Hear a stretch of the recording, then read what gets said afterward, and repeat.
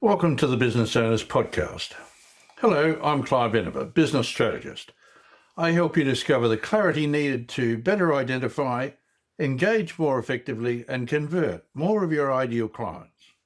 For over 30 years, I've had the privilege of mentoring small to medium-sized businesses around Australia and the world. I work with company owners, founders, and the teams to grow their business, achieve their goals, and find the clarity they need through strategic coaching. Today, we're tackling a subject that is absolutely critical for any business owner who has transitioned or is trying to transition from a founder to a true CEO. We're talking about measuring leadership impact on business results. When I say measuring leadership impact, I'm not talking about subjective feelings. I'm not talking about whether your team likes you or whether you give great motivational speeches on a Monday morning. I am talking about hard, tangible business results. How do your mindset, your resilience, your systems, and your strategic clarity directly impact your bottom line? How do you know if your leadership is actually moving the business forward or if you're just running on a treadmill? Let me paint a picture that might sound familiar.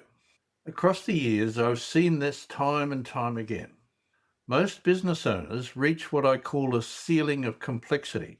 You have a strategy that feels a lot more reactive than it does proactive. At this stage of the game, you don't need another how-to manual. You need clarity. You need to step back and see the forest through the trees. Welcome to the Business Wisdom Podcast, where business strategist Clive Enever shares his inner business wisdom with you. Each episode is packed with his experience to help you grow and develop your own business wisdom. Join Clive as he shares his wisdom with you. Let's start with the first and perhaps most confrontational way we measure leadership impact. Where are you spending your time? Often, the biggest lie business owners tell themselves is that they can scale a business while acting as the highest paid task manager on staff. Think about that for a moment. Are you leading your business or are you just the most expensive employee on your payroll? If you're stuck in the weeds, if you are the one approving every minor social media post, double checking every invoice, or putting out daily operational fires, you are the bottleneck. Shifting from a top-level technician to a genuine leader is absolutely non-negotiable for scale. You cannot measure positive leadership impact if your primary daily output is task completion rather than strategic direction. How do we measure this? We measure it through the allocation of your time. The challenge for business owners is to ruthlessly carve out time for high-level strategy, what I call Tier A work. Tier A work includes things like strategic planning, contract sourcing and negotiation, cash flow planning, forward business planning, and policy creation. This is the work that grows your asset. If you want a metric for your leadership impact this week, look at your calendar. What percentage of your work was spent on Tier A work? If the answer is less than 20%, your leadership impact is currently being smothered by operational noise. Stop insisting on total control. You must allow your team to handle the execution so you can handle the vision. When you do this, the business results follow. Bottlenecks open up. Projects move faster and revenue scales because the person steering the ship is actually looking at the horizon, not down at the engine. The second metric of leadership impact is resilience. Now, you're quite possibly thinking, resilience is a personality trait. How is that a business metric? Let's be very clear.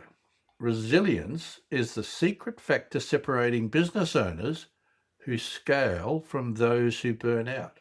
It is a core operational requirement, not just a personality trait. When you lack resilience, it doesn't just mean you feel tired. It has a direct, measurable, and highly detrimental impact on your business results. Lack of resilience leads to costly emotional reactivity, call reluctance, and discounting. Let's break those down. When a leader lacks emotional resilience, they react poorly to setbacks. A client complains or a deal falls through, and instead of taking a strategic step back, the leader fires off an angry email or completely upends a perfectly good system in a moment of panic. This emotional reactivity costs money. It costs team morale. It costs client relationship. And it costs you your focus. Then there is call reluctance and discounting. When you are worn down, you lose the confidence required to stand firm on your pricing. You get on a sales call, you sense a tiny bit of hesitation from the prospect, and because your resilience is low, you immediately offer a discount. That right there is your lack of resilience directly eating into your profit margins. How to measure leadership impact here? We measure it by your margin stability and your sales neutrality. You must learn to build systems like reaction audits and sales neutrality to handle volatility. A reaction audit is simple. At the end of the week, look at the 3 biggest problems that occurred. How did you react? Did you preserve your focus or did you spiral? Sales neutrality is your ability to walk into a negotiation completely unattached to the outcome, knowing the value you provide. When you shift your mindset and build operational resilience, your close rates improve and your profit margins remain intact. That is measurable leadership impact. Let's move on to the systems within your business. Many leaders assume that because they have a CRM or some project management software, their business is systemized. But ask yourself this: do your systems really support growth? If you're fixing daily problems instead of practicing strategic leadership, your systems are anchoring you to the now and preventing you from reaching your next. A true measure of leadership impact is the independence of your business infrastructure. Are you constantly answering questions from your staff that they should already know the answers to? If so, the knowledge of how to run your business is trapped entirely inside your head. To move forward, you must move knowledge from your head into your systems. This brings us to what I call the solo trap. We're constantly told by modern hustle culture that we need to grind, we need to do it all. I see business owners running themselves absolutely ragged, constantly trying to be experts in everything from complex invoicing to running Instagram campaigns. We're told the hustle is the way, but I call it the solo trap, and it is incredibly risky. Partnerships reduce risk. Delegating reduces risk. Building a comprehensive documented system reduces risk. To measure your leadership impact in this area, look at your team structure. Are you optimized for growth, or are you bottlenecked by personnel? Could you take a 4-week holiday starting tomorrow and come back to a business that has not only survived, but grown? If you can't, your leadership impact is currently limited by your own operational involvement. True leaders build an ecosystem that operates autonomously. They identify and implement efficient work practices so that the enterprise can step up a notch and expand its future without requiring the founder to work 100 hours a week.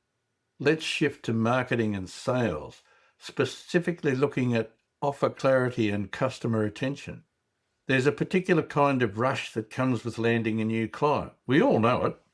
It's the new car smell of business. It's exciting, it's fresh, and it seemingly holds full of potential.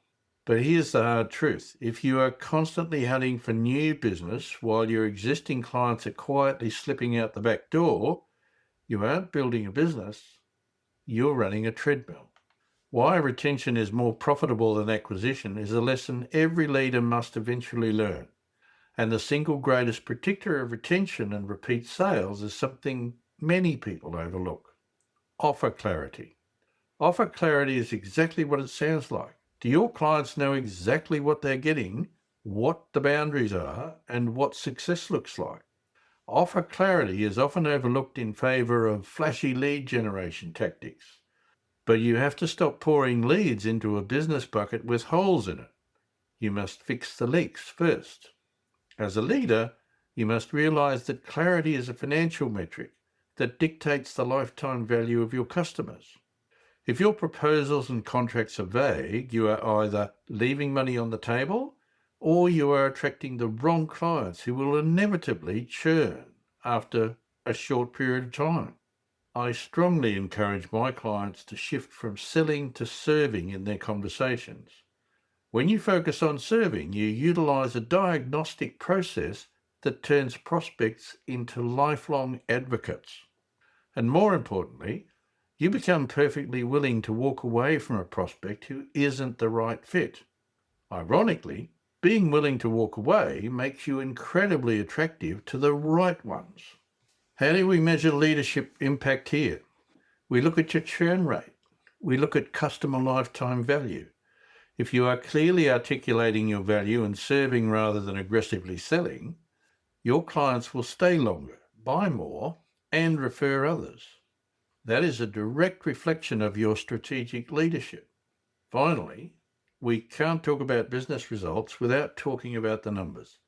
The way a leader approaches their finances is one of the most telling indicators of their strategic maturity.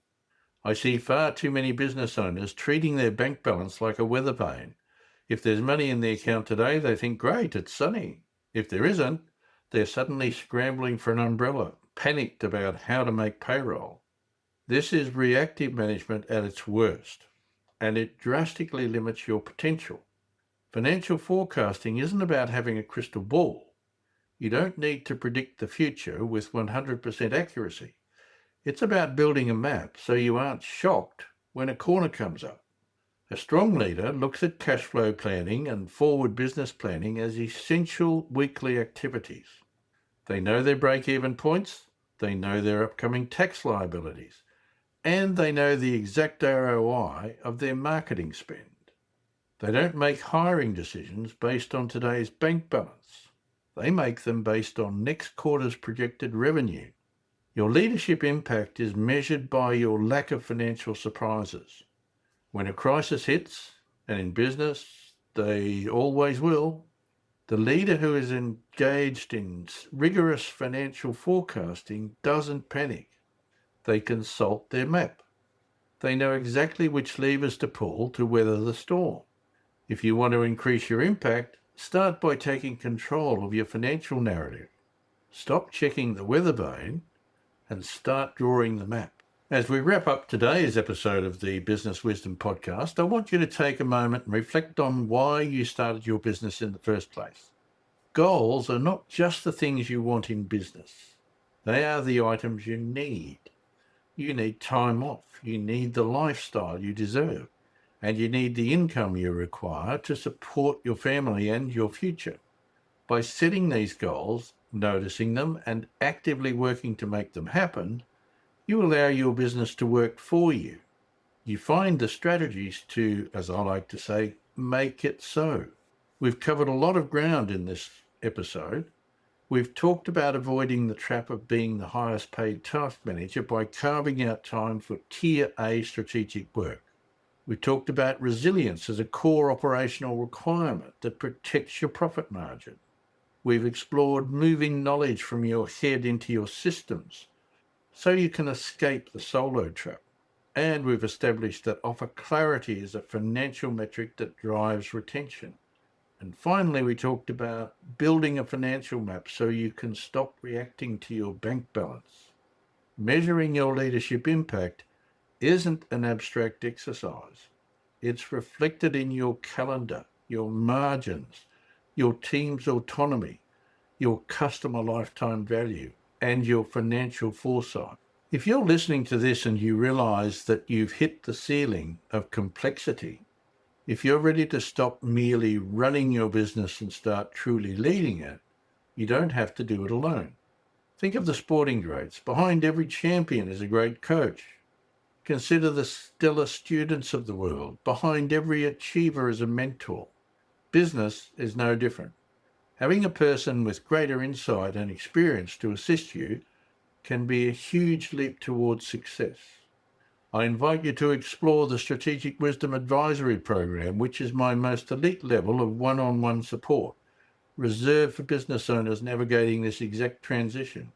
We tackle your most pressing challenges, refine your direction, and ensure you are acting with total confidence. Alternatively, if you're looking for practical, on-demand tools, I encourage you to unlock the Business Wisdom Vault, a membership hub filled with my course library, templates, monthly live sessions, and expert strategies to help you scale. You can find all of this, along with my book, Business Wisdom Strategies for Success, at innovagroup.com.au. Thank you for tuning into today's episode. Remember, the goal isn't just a bigger business, it's a better life.